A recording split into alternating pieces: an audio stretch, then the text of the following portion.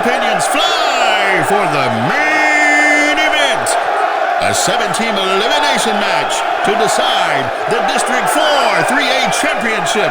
Presented to you live by PilotPointBearcats.com. This 10-week match has been sanctioned by the University of Interscholastic League. Our celebrity referee for the District 4 3A show is none other than the daytime psychology professor, Texas high school football storyteller, North Texas insider, and DFW Inside High School Sports, the most feared member of the Texas high school mafia, the one, the only, small-town Dixie, the professor.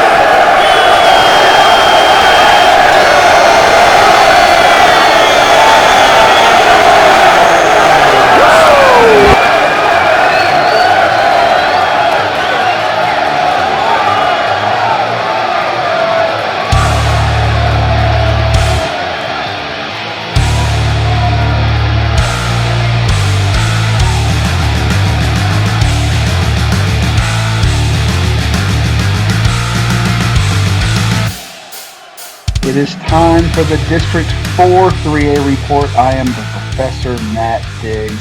Thank you to our friends at Pilot Point for bringing us in.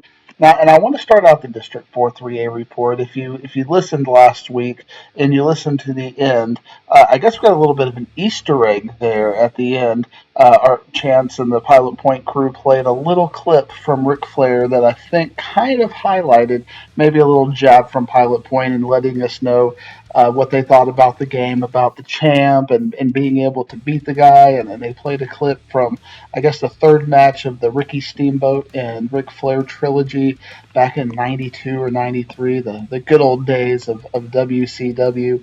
And it was Ric Flair saying that, he is ready. He is, if you beat me again, you can kiss my shoe because I am the man. And sure enough, the Brock Eagles are your Region 1 reigning and defending champions, and they will be going to the state semifinals to take on Malakoff this week. But as always, to know how we got there, we got to know where we're going, we got to know where we came from. And let's talk a little bit about this Brock and Whitesboro matchup. That, in my opinion, was just an absolute slugfest of a game. You couldn't ask for much more as far as the kind of game you'd want to watch and back and forth. And I don't think the score really does it justice of how close it was. Early in the game, though, it was pretty much all Whitesboro. Whitesboro took the opening. They didn't take the opening drive. It was very much field position games for a while, where you just wondered what each team was going to be able to do, what the defenses looked like. And Whitesboro, as the field position game got going, Whitesboro got pushed back all the way near the shadow of their end zone, and Mac Harper hit a 93-yard touchdown. Then they missed the extra point, and they went up 6-0.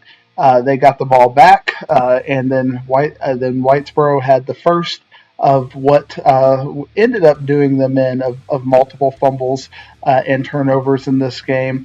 Grayson Ledbetter was just reaching out and got the ball popped right on out of there.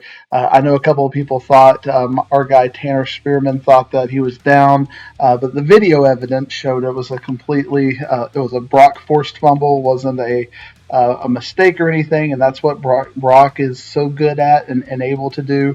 And then Brock was able to get on the board to equalize the game, and then a 15-yard pass to Jet Jones to make it 7-6, where Brock had the lead. There was a couple of plays where Brock went for it on fourth down, where Whitesboro recovered a fumble, but it really wasn't. They stopped them, but it wasn't a situation where it was an actual turnover. It was going to be a turnover either way. But Whitesboro was. Continue to drive. You had Jay Sanders catch a touchdown, so they're up 12-7. They missed the 2-point conversion. Whitesboro looked like they're about to go up 2 scores going to halftime, and I don't know what happened on the play. It was a situation, and I've seen it go a couple of times. Mac Harper was audibling He stepped aside and he was aligning the offense. And I've seen a couple of times where the ball is snapped to a running back as kind of a trick play, but the ball was snapped and there was nobody back there. Brock was able to recover, nothing happening, and Brock is up at halftime, or Whitesboro is up at halftime, 12-7. Brock got the ball, was able to go down and get a field goal to make it 12-10 as we go to the third quarter. In Whitesboro was still leading. Brock was able to get their first lead of the game in the fourth quarter. Jet Jones, who was big all day for Brock, he was able to catch the touchdown. They went for two and they missed it. It was 16-12, and probably what you thought was going to be the defining drive for Whitesboro. Whitesboro was able to go back down the field and take the lead 19-16. And then Brock again answered right back to go up 22-19 in the late of the fourth quarter. The very first play, Mac Harper, they were looking for a deep ball. He threw across his body. It ended up just going straight up as almost like a punt return. You had one Whitesboro player there. You had three Brock players there, and they were able to come down with the ball. And then Brock was able to score the ensuing touchdown to make the final 30-19 in the game. Whitesboro ended up with 4 turnovers in the game. And that's something you just can't win in December when you have four turnovers. But as far as some of the statistics go, I mean, Mac Harper just had an absolutely gutty game. For Whitesboro, Grayson Ledbetter. That was one of the areas that Grayson Ledbetter didn't have the big game for Whitesboro that he had in the past. But Mac Harper just had an absolutely sensational game. For Brock in the second half, it was really Tyler Moody who had hit one of his best games of the year. Ended up 18 for 33 for 246 yards. For some reason, Whitesboro's stats are scrubbed across the internet. I guess somebody got mad at them and started sending letters, and you do not publish Whitesboro stats anymore. One of those things that is weird because digital stats on the Brock side and Max Preps both usually reliably have Whitesboro stats have nothing. Really, the running game for Brock was serviceable, but it was not elite like you might have seen in the past. Reed Watkins had 2 touchdowns, 11 carries for 56 yards. Tyler Moody, a lot of scrambling, 9 carries for 42 yards, and Brett Tutter, 9 carries for 25 yards. Really, the receivers for Brock had just absolute sensational games. Really on both sides of the ball. Carson Finney and Jet Jones were the real difference makers for Brock. Brock needed them to have their best games of the year, and both of them on the offense and the defensive side of the ball had just absolute stellar games. Carson Finney 6 for 116 on the receiving end, and Jet Jones 9 for 102 for 2 touchdowns. When you really boil down the game, a lot of the elements of the game, Whitesboro's offense was fantastic in this game, but the turnovers was just they couldn't overcome the turnovers, and where it happened on the field and the timeliness of them just completely killed them. I think Mac Harper, he had that. I think he had the weight of the community on, and thanks so much for Whitesboro, because Brock, Brock's been here. They were here last year. This was arguably, maybe inarguably for some, the biggest game in the history of Whitesboro Bearcat football. Whereas Brock, it was a big game, but it just didn't rise to that level for Brock. Obviously, they have a state championship, and not to say Whitesboro didn't have state championship aspirations, but to get there, they had to overcome Brock. But Brock is just, they expect to win the region. That, a lot of people picked them to win the region before the season even started, and Whitesboro completely overachieved this year and had an incredible year. But Mac Harper, I think, forced a throw that maybe he shouldn't have forced, and instead of just having a more methodical drive, want to get out of the gates with a big drive, and that's ultimately what did them in there. But Brock, give them all the credit in the world. Brock's special teams was just absolutely fantastic. I mean, Brody Baker did incredible things on the kicking game. And what I really like about Brody Baker, and there's strategy involved in what Brock does, because a lot of times in 3A football, in some of the smaller school football, the kickers cannot get the ball out of the end zone. So you have some sort of chaos where balls are bouncing around because the kicker can only kick it 30 or 40 yards. Brody Baker can kick it out of the end zone, but he can also do the little pop-up kicks, that kind of fall about the 15 or 20, where you have to make a decision. Do you want to fair catch it? Do you want to try to return it? But the ball hangs up long enough to where Brock can get into coverage. Field goal, he's a very effective player, and then extra points, he was money as well. And that's been an unsung hero for Brock in this playoff run. A name we don't talk about much, but Brody Baker, when you see him play and you see the impact that he had, if you remember the Paradise game earlier, he was not playing, and that was kind of part of the chaos with the roughing the kicker play that ended up extending the drive for Brock and where they were able to beat Paradise. With Brody, they were probably just going to kick the ball and do what they have to do. And even on the punting side of things, Tyler Moody as a punter is an underrated weapon for Brock. So they were able to consistently, if Whitesboro was driving 20 or 30 yards and then Brock was driving 20 or 30 yards, consistently you would see Brock have 10 or 15 extra yards with every single drive, extra in the punt game and the kickoff game as well, from what they were doing on the punt side and the special teams in general. So Brock with a fantastic win, and their reward is to play in the state semifinals on Thursday night at the Star, where I will be as well. If there's a District 4 3A game, we will be there. State championships, we will be there. I don't know who we is at this point. The Royal We, me and the IHSS crew and everybody, a lot of the media. In fact, a lot of the Texas football media mafia are going to be there this Thursday because it's pretty much the only game in town. A lot of people don't like to go out west and head out to Mineral Wells, and you have to really start to get into small school liking.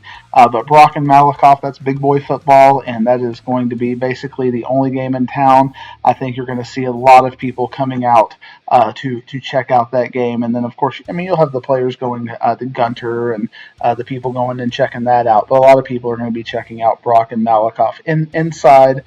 So we'll have temperature control, no issues with the rain or a wet ball or anything. It's just going to be who is the better team with Malakoff and Brock. And Malakoff defeated Grandview this past week, 29-17. And this was a revenge game because Grandview had beaten Malakoff earlier in the year.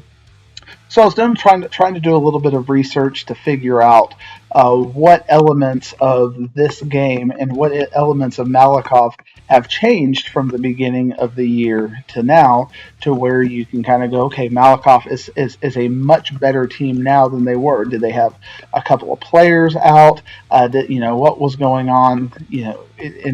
In the schedule to make them so significantly better, because you look at their schedule and they started out with a nice win against West Rusk, which ended up being a decent team in Region 3 and 3A Division 2, and then except for the Harmony Eagles, which ended up being one of the great stories of high school football right now, and then in week 2, which again about as early in the season as you can get, they lost to Grandview 20-17, and we know Grandview and Malakoff, I think the statistic there is 8 times in the last 5 years they've played each other, including a state title game that Grandview was able to beat them.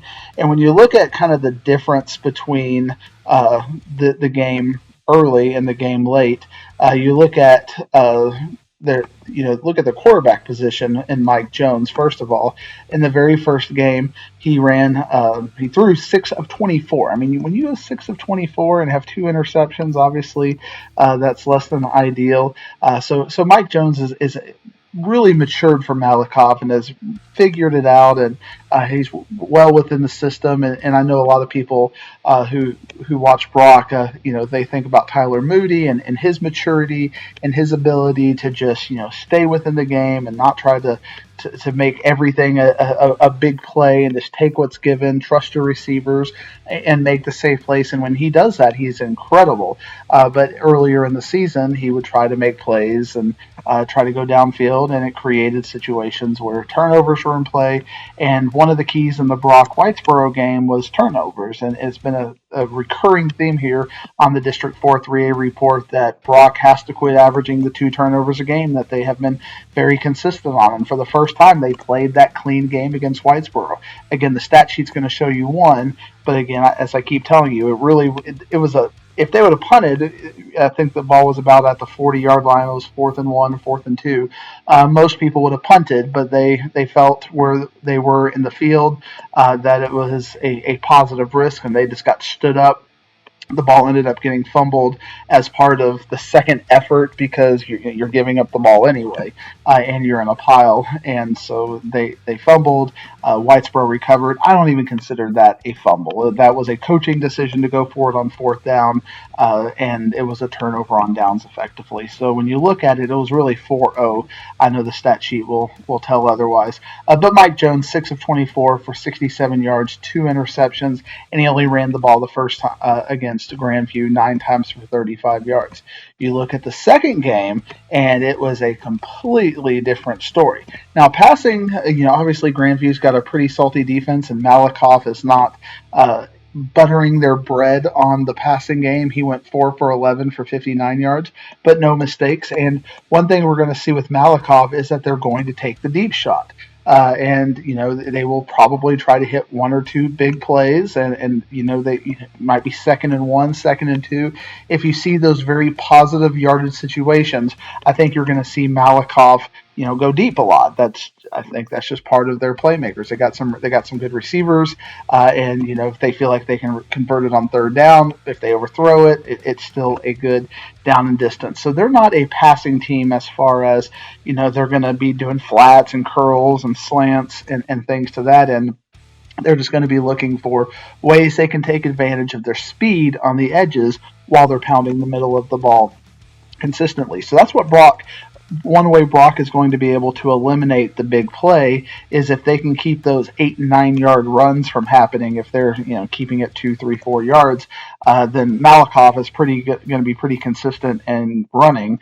But if they're able to get those big chunk yardages, and again, if you're getting the big 15 to 20 yard big chunk yardages, obviously they're going to get a first down and they're going to keep running the ball. But those 8, 9 yard plays, it seems like Malakoff loves going for it on 2nd and short, and even a 3rd and short where they feel they can convert the 4th down.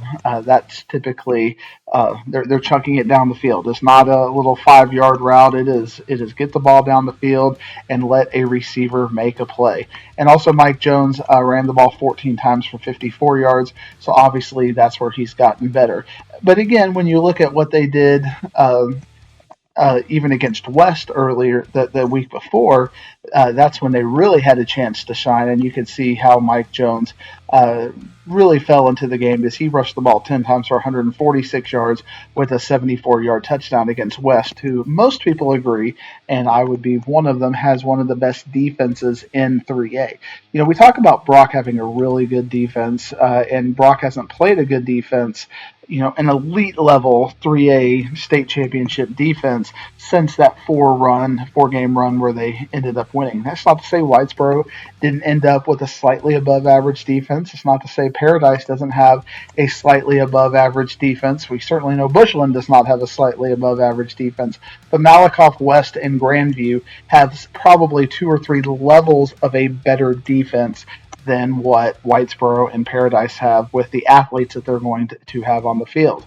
And that, I think, is going to be a big factor that Brock has not quite had a pressure situation quite yet, and they've struggled against some average to slightly above average defenses. How are they going to fare when Malakoff is able to really get pressure on Moody as well as stop the run with only 4 or 5 back? will Tyler Moody be able to consistently find the receivers in traffic? Because if they're able to pull out a player or two from the box, I think it's going to create some mismatches where you're going to have a receiver make catches over the wall in double coverage, and I don't think that's an optimum place for Brock to have offensive success.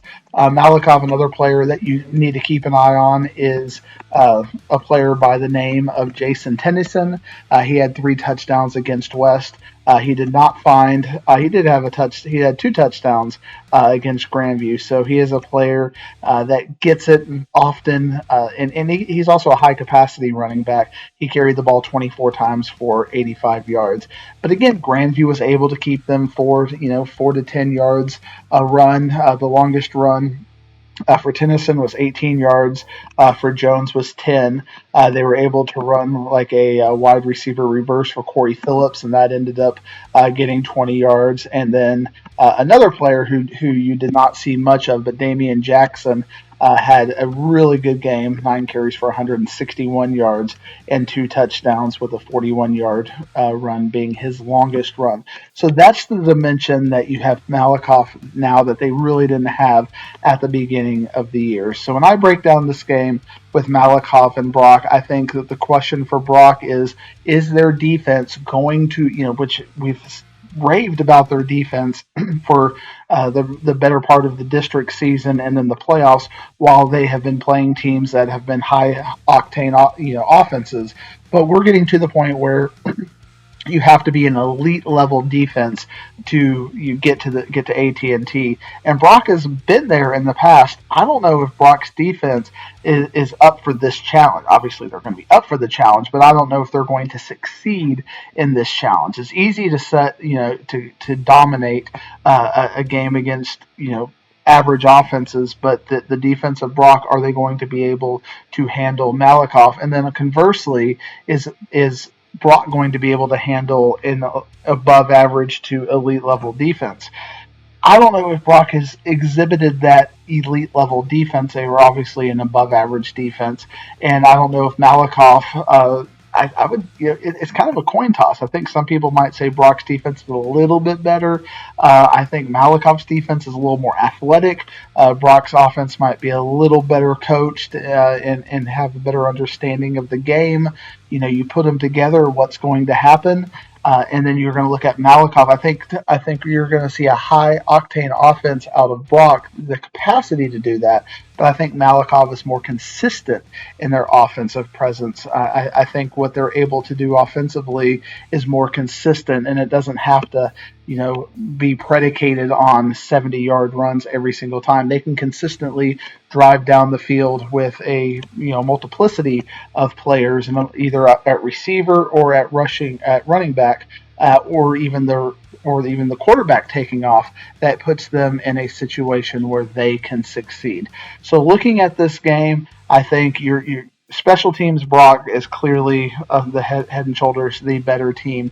I think when you look at the Malikov offense against Brock's defense, I think Malikov matches up fairly well. But I think the big thing is Malikov's defense against Brock's offense. I don't know that Brock is going to be able to consistently move the ball. They may have a couple of big plays, feast or famine kind of thing, but I don't know that they were struggling with moving the ball consistently in the first half against Whitesboro. And again, that's not a knock on Whitesboro. Whitesboro is a very good team, but they don't have an elite level defense. They have some good athletes, they have some good players, and now Brock is going to have to play second half Brock football in the first half.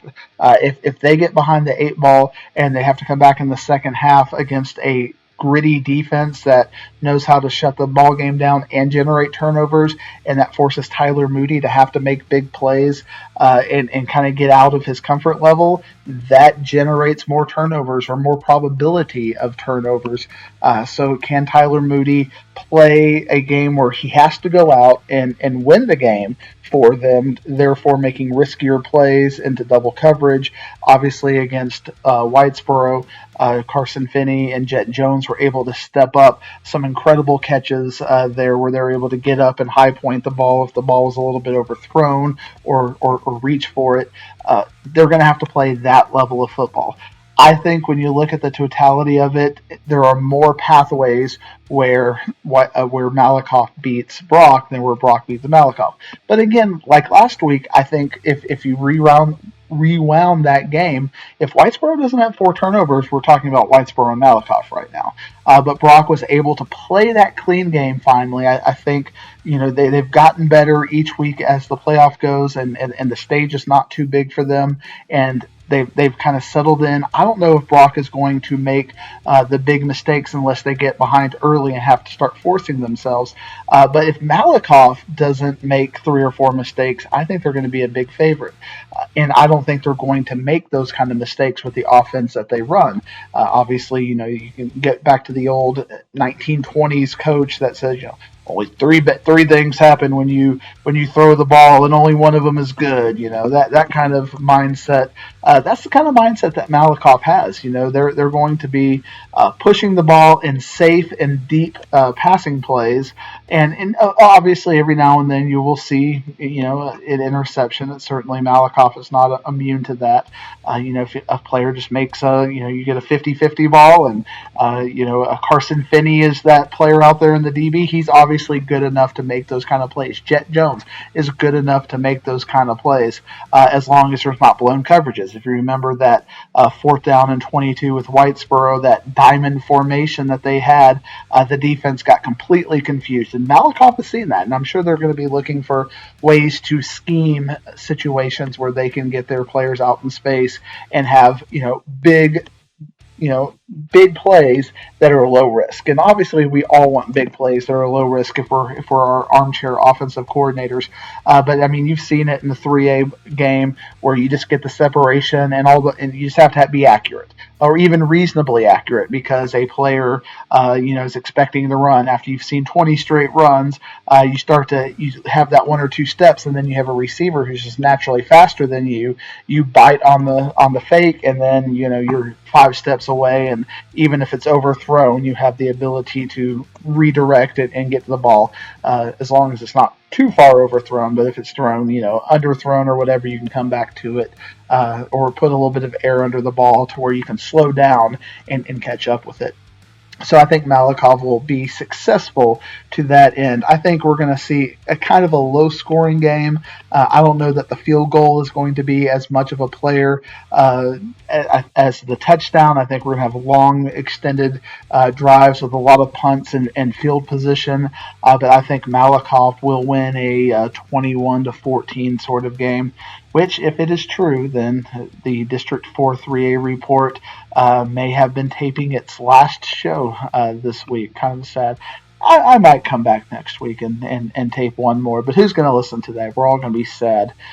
So we said goodbye to Whitesboro this past week, and to be honest, and I don't like to say this about Whitesboro, I think this was Whitesboro's best chance for a little while. I think Whitesboro is going to take a step back. I don't know if they're going to take a step back as far as, Paradise is going to be really good next year. Austin Iglesias coming back.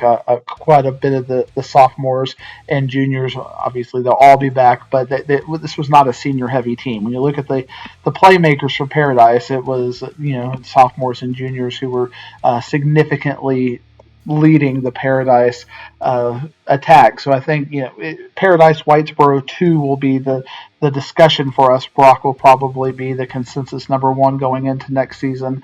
But Paradise Whitesboro 2-3. Will Whitesboro take a step back to the 3 spot, or will they continue on at the 2 spot? But I don't know as of right now. If you look at them and go, oh, we got a regional finalist here. We're going to have a District 4 3A regional finals for sure, because we have 2 of the best teams. It could be Paradise ultimately. That's that team that we're talking about in a District 4 3A rematch. But Whitesboro, a lot of people doubted them a couple of years ago. I can't say I knew who Mac Harper was going into 2 years ago, and he came out of, he was amazing. So who is it going to be for Whitesboro? Because obviously they're doing something special over at Whitesboro. But the District 4 3A report says goodbye to Whitesboro this week, and it was a fun ride watching you get to this regional final for 2 straight years. And maybe as long as there's a District 4 3A report, there'll be a Brock versus Whitesboro regional final waiting for us. But for now, we have Brock going to the state semifinals, and they will take on Malakoff, and the winner of that will be taking on Edna versus Franklin in the state championship. I think a lot of people think that Franklin is pretty much the de facto favorite for the state title game, regardless of who they play. Most people think that Franklin will be a favorite over Edna. And if you remember Franklin from last year, they destroyed Gunter, and they also beat Lorena in non-district. And we know that Brock and Lorena played each other, and Lorena comfortably defeated Brock. So a lot of people think when you look at 3A Division 1 and 3A Division 2, Franklin won 3A Division 2, Lorena won 3A Division 1, but they played, so a lot of people kind of put Franklin as that team. And this year you have Franklin coming up to 3A Division 1, and they have continued where they left off, and I think they will be a favorite over Brock or Malakoff. Brock definitely has some pathways to win this game against Malakoff. But I think it's predicated on, again, them winning the turnover battle. If you remember last week, I mentioned I thought if Brock played a clean game, that they had the ability to win the game, but I didn't trust them to do that. They played a clean game, and they won it. But even without the 4 turnovers, I don't know if they were going to be able to win it. If it was only even 2 turnovers, I think Whitesboro probably still wins the game. So can Brock force 1 or 2 turnovers from Malakoff and play the kind of game they played against Whitesboro? If they can do that, we're going to be talking about Brock and Franklin most likely in our championship show next week. But I just the way Malakoff plays the game, Whitesboro will take some risks. Whitesboro's got a gunslinger at quarterback that predisposes for extra mistakes. Malakoff is just going to be pounding ground, and it's going to be Brock. Can they get a stripped ball? Can they, constantly be punching at the ball to force a turnover or 2? If they can do that, that's their pathway. But Malakoff has had a lot of good ball security, and obviously 15 deep into the year, they've practiced running the ball thousands of times at this point. So it's going to take something special for Brock to be able to dislodge the ball. But that's the pathway for Brock to win the game on Thursday night. You got to get 1 or 2 turnovers. So Chance, go ahead and find us another Ric Flair quote or another Ric Flair promo. And I am out of here. Thank you for tuning in to the District 4 3A report this week. I think this is the first time ever that I've picked Brock to lose a game that's at this far down. That's not the state championship game. So this is the first time I'm picking where the District 4 3A report ends effectively.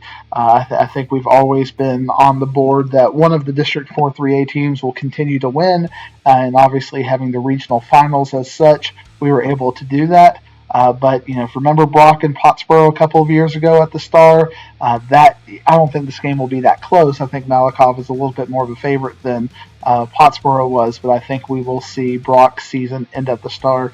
And some people think there's bad juju at the Star. You got to learn to play that. I like Coach Mathis going in there and not being afraid to play at the Star. I know some of the fans for Brock were a little bothered by it because they've tasted defeat there. But you know what? If you're going to win in AT&T, you got to be able to win at the Star. So we'll see if a couple of turnovers and a couple of big special teams plays can elevate Brock to a return to the state finals.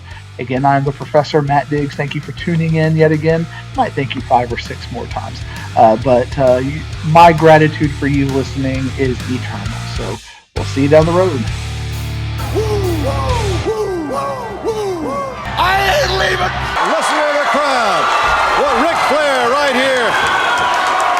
Neck brace and all with that bat. A hell of a lot more than a neck brace. Now let's get it straight.